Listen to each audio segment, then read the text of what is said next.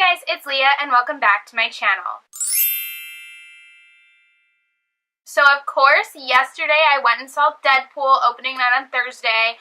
I've been waiting to see this film, of course, you guys to see my reactions to the trailers, so I finally got to see it. So today's video is going to be my review of Deadpool.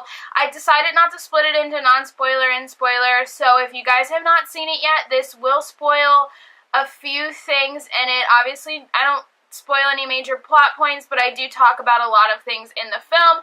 So if you've not seen it yet, pause this video, consider this your warning, go watch it, and come back. Alright, now without further ado, let's get started. For those of you who have already seen Deadpool, I want to start off by saying that there was a lot of elements in this that were better than the first Deadpool, and there was a lot of things that were not. So digging into the film, I obviously enjoyed there was so many fourth wall breaks, which were done really well and sprinkled throughout the film, so that even people who don't normally notice those things go, hey, that's what that is. So that was a really good usage of the fourth wall.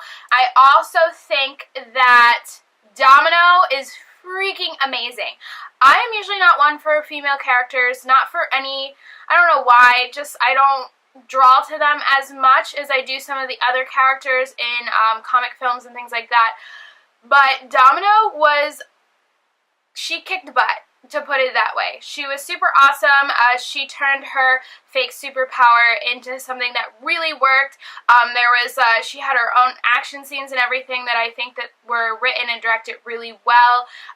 Of course, she's just lucky, which to Deadpool is not a superpower, and to many of us is not a superpower either, but it worked in this film, let me tell you. She was awesome, and I am glad that they had her in this film. It really pulled it together. She is one of the stronger characters in the entire film. That being said, going into the action scenes, I think those were done really well. I just don't think that this film was as mind-blowing as when you guys, when you went to see the first Deadpool, you know? I still think director-wise, Tim Miller did a way better job, but you know, it was still a fun film. It was still Deadpool. I think Ryan Reynolds really stepped up and stepped into his character and embraced being the rude, crude, and crass Deadpool that he is. Of course, there was all of those sprinkled Green Lantern jokes that were hilarious. I love that they're like taking control of it now and turning it into something cynical and funny. But I definitely think that Ryan Reynolds really did well, and I'm glad that he had a part in the making of this film. I think this film overall was much more focused than the first Deadpool, plot-wise, and a lot of other elements. They really came together nicely. I think as well that, of course, the post-credit scenes, you need to stay for those. If you don't already, we're trained to stay for the post-credit scenes.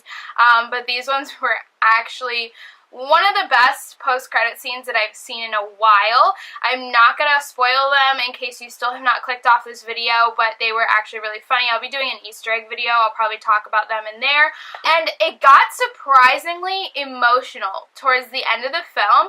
I was going to shed a tear, and I was like, what is this? Why is Deadpool making me tear up? But then, of course, it snapped right back in 2 seconds, back to Deadpool. So I was like, oh, okay, we're good. But they really took the creativity to a new direction with playing on people's emotions and still retaining the Deadpool. Like, for a second, I was like, what movie am I in? When I got a little sentimental towards the end. But I think that was really awesome, and it played well together. Obviously enjoy, it was revealed, we've got Fire Fist in this, and I really, that's one of the things I like about Deadpool, is it pulls a lot of heroes from the comics that have been either forgotten about or not talked about as much, not in the spotlight, and it uses them in a new light. So overall, I really enjoyed this film. It was super fun to watch. There were a few issues that I had in it. Couldn't help but think during the film that it wasn't better than the first one, but overall, the plot was amazing. I really enjoyed what they did with the characters. They had an awesome dynamic, and they seemed to know where they were going. It was clear cut. There was a few hidden surprises and turns here and there. They really amped up the attitude of Deadpool, and like I said, Ryan Reynolds really did amazing and has embraced his inner Deadpool. And yes, this is a family film.